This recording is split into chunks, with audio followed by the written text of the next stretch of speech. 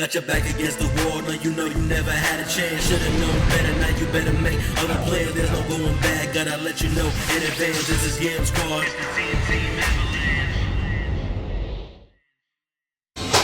Hey, how's it going, YouTube? This is Joe Grizz from the Team Avalanche Worldwide Yu-Gi-Oh! Super Channel, and today I'm here with my boy once again, Tito Hollywood Santiago, and he's gonna profile his finalist placing extra deck Monarch.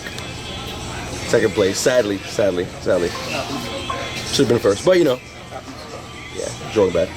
Why did you switch to this deck? You know, everybody comes and sees you with all the cool little other kind of decks. Why did you pick a tier 1 meta deck to try to go off with this time? Just want to win. You know, that's it. Want to win? You don't like losing? I mean, no one does. I know you got Shadolls and Mermails and all stuff. I feel like this is way different from your play style of pure explosion. This is more control based. It's a little different. I still play it the same aggressive way as I do any other deck, but you know, it allows me to control a little more. Well, get into it. See your build. I mean, it's pretty standard extra deck Monarchs. Of course, the standard Monarch cards. Trip Ether, no need to explain that. I play double Herbis. Just don't want to draw too many Monarchs. I mean, all the Monarchs are searchable, so.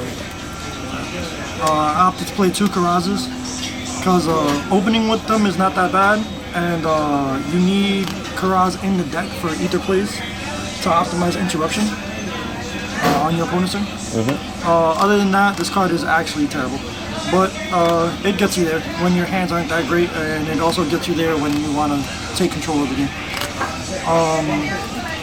I have a really hard time with non-Monarch cards, like the tribute summon cards, but I'm on and off between which ones to play, but for right now I'm playing Trip Super Quantum Red Layer. It's probably the better one out of any of the ones that you can probably think of playing. Recycles itself and all that other extra jazz. And worst case scenario, if you open with 2 of them in return, you have a Ether play with 2 of them in the return. You can just special one, return, tribute for the other one, get the other one back, add Ether, and you have plays from there. But that's only if you have, like, you know, tenacity and all the other stuff to make the Ether live. But it's probably the best out of all the, you know, not tribute summon monsters you can use to tribute summon for your monsters. If that makes any sense to you guys. Yeah. Of course, I was forced to have to play the Squires. It's 2 Edia and 2 Idios. I absolutely hate this guy. If anyone out there in the Yu-Gi-Oh community can tell me another card that I can play that's better than this, I will welcome the idea with open arms, because I absolutely hate playing these Squires. Like, everyone's opting to play Veilers and stuff now, and it's just like, you just get shitted on when these things get negated because you just have to, like, end your turn. It's not really much you can do after that. But you have to play them because they're your main tribute fodder, and like, Edia is just too broken to not play. But I hate both of them. Like, not equally, I just hate this guy more, but it's just a personal hate. It's extra deck Monarch, so I opt to play Brilliant Fusion, and of course the plus Brilliant Fusion targets is the Lazulis. You kind of have to play 2 of whatever copy of Gem Knight you need for the Brilliant Fusion, because I draw them a lot. I don't know about anybody else's personal experience, but drawing this and having Brilliant Fusion in your hand that are dead sucks, so I play 2 copies of it in case. If you ever draw 2 of them, like, I'm sorry, RIP to you, but you know, it should rarely ever happen. I really have nothing else to say. And then everyone plays the Jax Knight variants and stuff like that, but like, I opted to play this card, Dark Witch. It's not really, I got this idea from other people, I didn't come up with this, but the main reason why people play it is because of this right here. It's a fairy, and like, it outs these demise decks that I want to main deck Rivalry or Warlords, because the Seraph Knight's a fairy, you tribute for this, that's a fairy, and then you could, off the return, which is the plus play, you search for the Ether, and the Ether tributes as a fairy. So it just gets you to play certain things from there. It's not the greatest to have as a vanilla, but you got to play what you got to play, right? To play. Then we go into the spell lineup. Is standard as hell. 3 Pantheon, 3 Tenacity, 3 Monarchs, 1 4th. This card needs to get banned. 3 Return of the Monarchs, You play 3 because you want to search it, or you want to guarantee it off of Panthezium. I play 1 domain. I don't know how to fit in another one. This card is really good. I just really don't know how to do it. And like, I can't see myself doing it. I know my teammate, John Reyes, does it. But like, I just don't, I can't bring myself to do it. It's a very powerful utility, one of that's searchable, but like, I don't ever see myself needing a reason to ever have a second one. I rarely ever use the first one. And then like I said, it's Brilliant Monarch, so it's 3 Brilliant Fusions. You gotta main deck at least 1 to 2 Twin Twisters nowadays, because all these demise decks is like cancer. So like, setting multiple Brackles nowadays seems to be the wave. So you just don't want to give them free like 1-for-1s, so you just take the neg to like guarantee your play to go through, you know, without any problems. I play Regeki. A lot of people don't like cards like this, but this is actually our team card, and I do encourage all of my teammates to at least have it.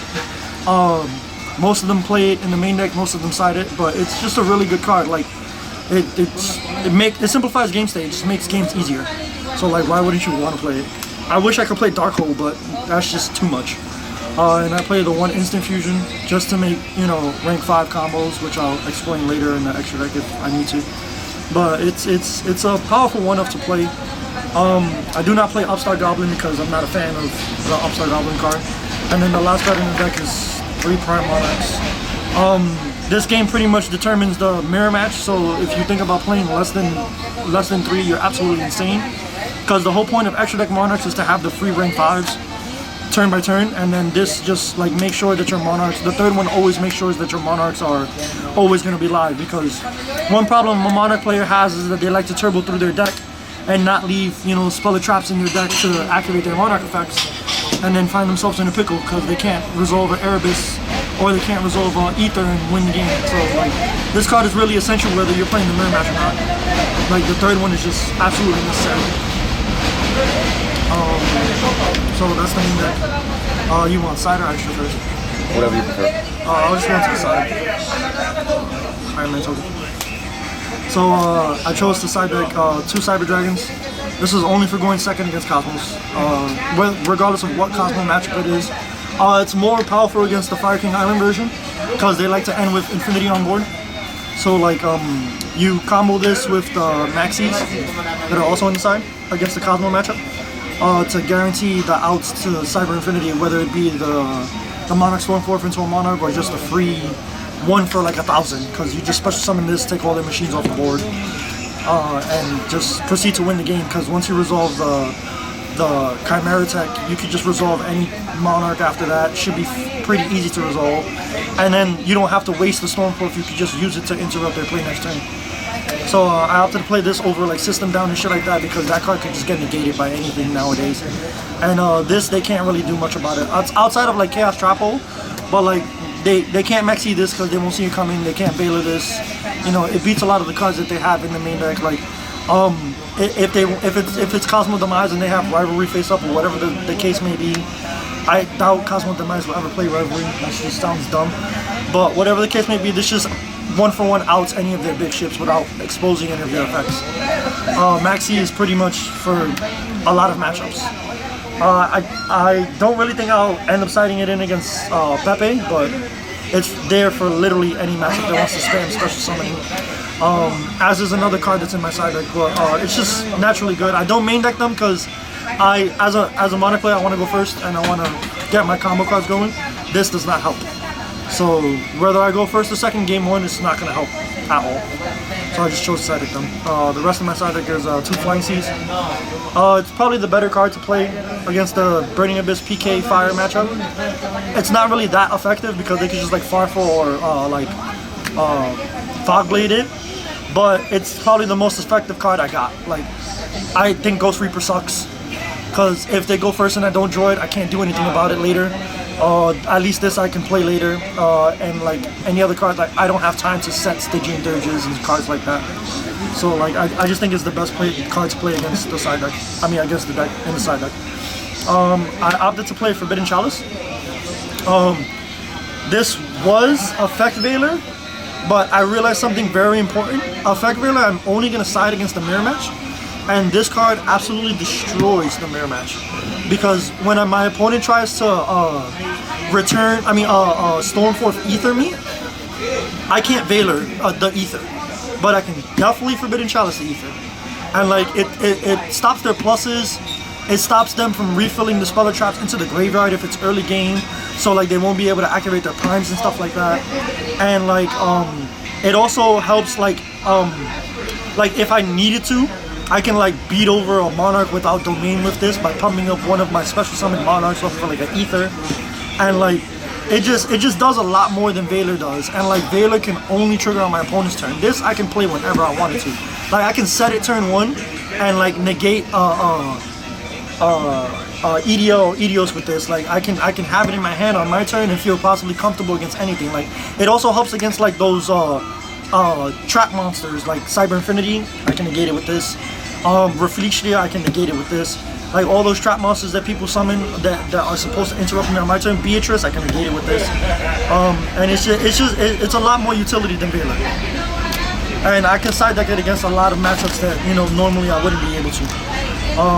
Then I play the one Frost Blast in the side. It's a good spot removal that I can search for, and the third Twin Twister for more spot removal. It's self-explanatory. Just get rid of the back rows to have free plays. The other card I play for special summon decks is Vanity's Emptiness. It's too good. Like when you set up a Monarch, not many people can get over 28 without in a normal summon. So like most decks that have to rely on the special summon to defeat a Monarch, this card is great.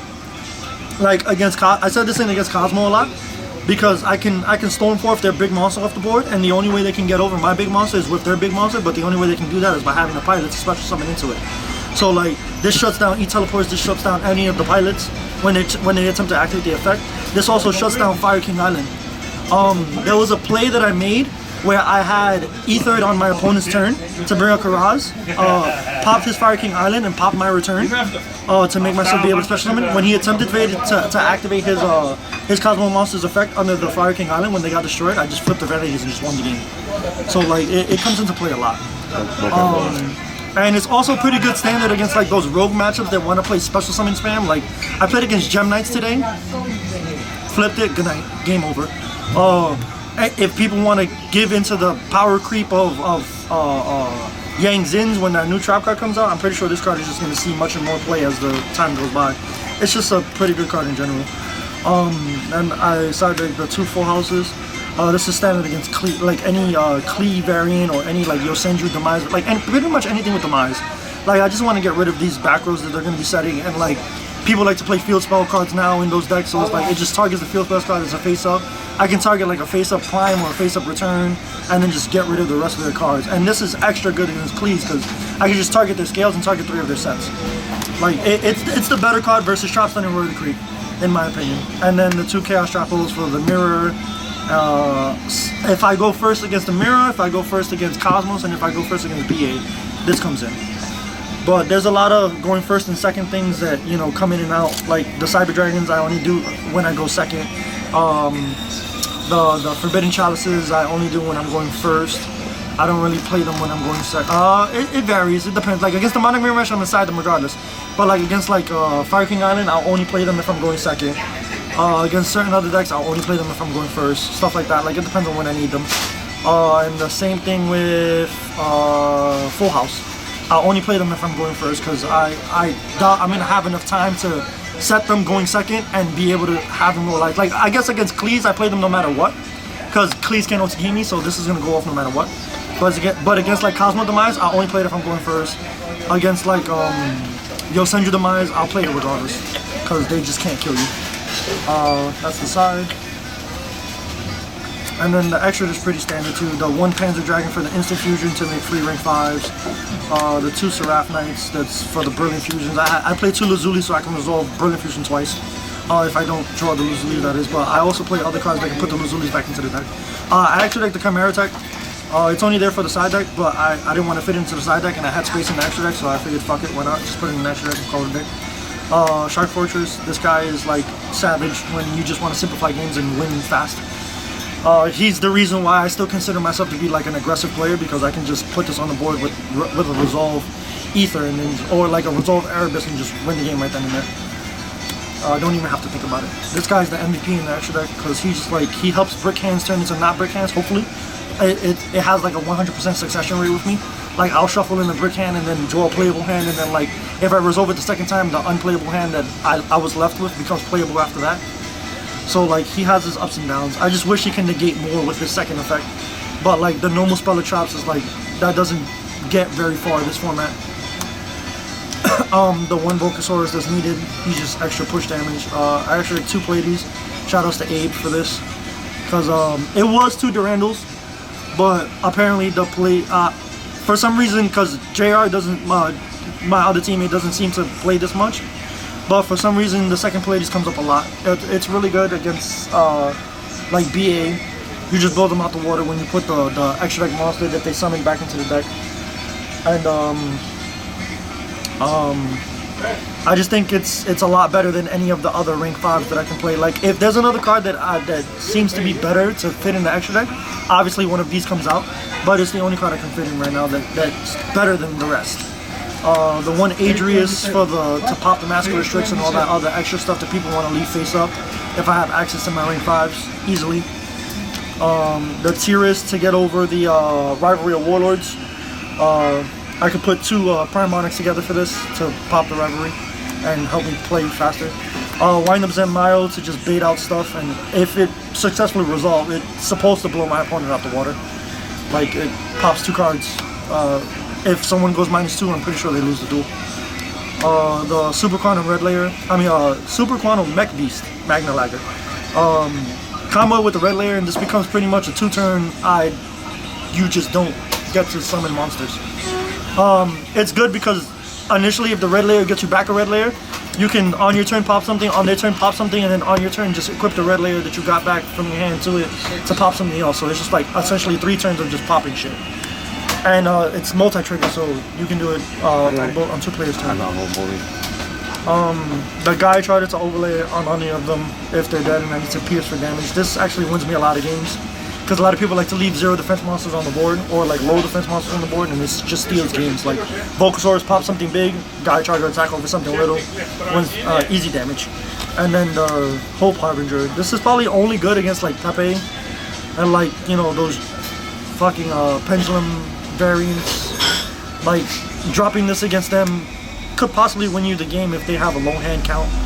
But I don't really go into this much. It's just like one of those, you know, glad to have it and not need it, and need it and not have it kind of things. Other than that, I don't really think there's anything else. Like I said, I don't really have a huge resource library of cards, so if I'm missing something, I probably would have known about it by now, but if I'm missing something, it's probably because I don't have it. But this is pretty much everything I think is needed, or, you know, that is needed to have. But other than that, the deck is pretty solid. It doesn't really, well, I don't really brick much. Can't say it doesn't really brick much because Monarch does what it does. It's a brick house. Like when they wrote that song Brick House, they were talking about Monarchs, not about like, anything else. That's hilarious. But it just does what it does. Like it gets you very far. I mean, obviously it doesn't get you all the way there because I came in 2nd place, but it got me to the finals. Like close enough. Like what else do you want from me? Like if you could do that at a YCS, I don't think anybody. I mean, you'll be mad about coming in 2nd place at a YCS, but like, would you really be mad? Like, you still get everything that the 1st place player does, except for the 1st place trophy. No, you didn't win. That's true, but like, you can still sit there and be like, oh, I came in 2nd place though. Like, fuck you. Wise words. You were the first loser. I was the first loser. You were absolutely right. But I would accept being the first loser out of 700 people. Facts. If I can get there. Unfortunately for me, I couldn't get there at, you know, Rhode Island, but shit happens. Well, but yeah, that's the tough. looking forward to future events, and hopefully you do. I'm looking forward to these comments, because every time I put a profile or like any video on your chat, I look forward to these comments. Channel. Yeah, that. Sorry, thank you. And I just look forward to all the comments, because there's a lot of people that follow me actually, and it's kind of like, and you know, I mean, it's a great feeling. Like, what do you want me to say? Like, you know, people actually look forward to me putting profiles on this channel, and that's a great feeling. Like, yeah. I like to think I give good content to the community, regardless if they knew it or didn't know it. But like people actually look forward to see like they follow my progress. They follow to see what's the next deck I'm playing, like how I'm doing in tournaments and stuff like that. So like I'm at least I have that, you know. But I'm really looking forward to see what some of you people say about this. Hopefully you guys can help me out with my Squire problem. What do you mean, you people? The YouTubers. Oh my God! Get the fuck out of here! But yeah, like, you know, it's just. You don't get it? Yeah. What do you mean, you people? What do you mean? You people. I feel like this is like the best deck of the format, if not the second best deck of the format. But like, you know, it's up there and it gets you there. It gives you results. So like, you know, you gotta play to win, right? PK Fire. Yeah, I mean, arguably, yes, it has been winning the most YCSs recently, but like, arguably, they go toe to toe. It's trifecta as always. Nah, PK Fire just gives you more playability, yeah. And PK, same thing. But like, I feel like it's the better And then that of the three. for the fourth. Mom. It probably, I feel like Kozmo's might be the worst of the three because it does what both deck does, but worse. Yeah. Because when Kozmos brick, they brick the worst. Yeah. And like, when Monarchs brick, at least you can have some sort of playable card. Unless it's just like 5 spell cards, then yeah, that you're not doing anything with that. Just put your cards in your deck box and proceed to go cry in the bathroom or something like that. But like, you know, I mean, Jeff Jones is an ideal example. Opened up 3 Karazes and unplayable cards, and like all he can do is just put his cards together and go to the next game, and like just put his cards together and go cry in the corner. Like stuff like that happens with Monarch, but like it's a very, I mean, going +3 turn 1 off of Brilliant Fusion Return sounds like a pretty good combo, and it goes uncontested because like there's not really much you can do to that. You know, Maxi doesn't hurt it. Vader might if they open with it, but still, like it just everything replaces itself uncontested, absolutely uncontested. The Brilliant Fusion breaks even automatically off the 2. You get a monster and you get a card back from the grave. The return automatically breaks even off the Tribute Summon. You know, the Ether gets you cards in the graveyard and another monster. If you get the Karaz, it pops 2 cards that breaks even for those 2 cards. Like everything is a break even. Like ending with 4 cards on board and 6 cards in your hand turn 1 sounds retarded. So why wouldn't you want like? Why wouldn't you want to go as plus as possible? I mean, maybe Brilliant Fusion is not the way to go, but still, like that just sounds literally 2 cards. And there's you can't search for Brilliant Fusion, but you can search for the other one. There's 9 cards that get you to that card easily. So like I feel like it's the best combo in Yu-Gi-Oh right now. Brilliant Fusion Return has to be the freest best combo in Yu-Gi-Oh outside of Terra Top. Because that's a 1-card combo. Terra Top, proceed to OTK. Proceed to my deck. Yeah. But that's probably why PK Fire is doing better than Monarchs, because it takes their 1-card combo to go into the deck, where our 2-card combo goes into our deck. So like... Yeah, Terra Top's an amazing card. And they also play 4 Terra Top, because Tour Guide definitely counts as a Terra Top. Does the exact same thing. Or the other way around. Well, Terra Top's or Tour Guide. I mean, I guess you can say that, being that Tour Guide is the OG. Yeah. But I digress. I hope you guys do truly enjoy the content, and I hope this wasn't long, even though it's probably like I probably hit like what, the 25-minute mark. I can never finish these things in like 10 minutes. 23. Yeah, but I mean, the people that watch it obviously enjoy it, and the people that comment obviously enjoy it. I mean, you get negative feedback, you get positive feedback, but I do appreciate the positive feedback. And like I said, if anybody can help me with the Squire problem, I would gladly like to exterminate these things from my deck. Can't stand them. But shout out to my teammates. Shout out to Team Ice Cream. Shout out to Truly Urban. I'll probably rep you to the day I die. Word, Truly Urban for life, bro. Mel's for life. I wish they could have called the spot Mel's. I would have loved that. But you know, I've come a long way from playing, you know, in the back of a van to Truly Urban squad. You know what I'm saying? With the wristbands. But, I'm always gonna support them no matter what the history I go through. Nah, chill. I didn't get my shirt. My nigga, I'm wearing my shit. I wore my shirt at fucking EDC. Truly Urban. You didn't get your shirt? They don't fuck with you. But You're a Pokemon trainer. You know, I can continue my hot streak. You know, even though top 34 is not really considered a hot streak, but I think going undefeated with a draw day 1 was considered a hot streak. That was probably the best I've ever done at any event. And like it was to the point where like most pros I hang out with were congratulating me. Like a bunch of old teammates, like Desmond Boyd to name a few, were congratulating me, and it was just a great feeling. But like, you know, to come in 34th is just heart wrenching. But I'm pretty sure there's a lot of people that's been out there that's been through that, and there's a lot of people that, you know, That wouldn't hurt. have recovered from something like that and just moved on. I'm gonna try to do the same. If I get to go to Nets, And that would also hurt. I go to Nets. On But us. I have no So idea. it's fake. The Absolutely. way my life is set up, I probably won't be able to go to Nats, but we'll see. Think so? That's how it works out. Also, I want to give a special shout out to one of my friends, Cody. Positive? If you watch this or if you watch any of my videos, I thank you so much for your words. I barely know it's you, physically impossible. and we barely know each other, but just the fact that you like take your time to like speak whatever words you spoke to me, I appreciate that. And you know, the fact that you were offering me, you know, Ohio and all that stuff, I appreciate that as well, for not knowing me at all. Like, we just met each other through a feature match and that was it. But, I appreciate you so much, even though we can't be like, you know, close friends due to the fact that he lives in Ohio and I live in New York. But you know, I do appreciate your friendship, and you know, What's that mean? Travel. I mean, this is true. And I do look forward to seeing you if I do come into the Ohio area. And you're more than welcome to come find me in New York. Can't promise anything because, you know, New York sucks, but... New York. Whoa. But yeah, I'll wrap it up, guys, because now I'm just lagging into something different. We'll probably end up doing like maybe a discussion once Nats is over or Worlds happen. Oh, definitely. I'm gonna want some feedback when I come back. When I come back, No, I'm talking about like in general, like after the format changes You're and gonna cut whatnot. this shit out this video? no, He's not gonna cut any of this. nope. This is So all. this stuff is what makes the video. Yeah, all this. But, His videos, and this is what always happens. I don't cut. I cut zero Haven't I out. been in like 3 of them? Probably. You've been Again, won. thank everybody in Mike's YouTube community. Grizzlies. I was.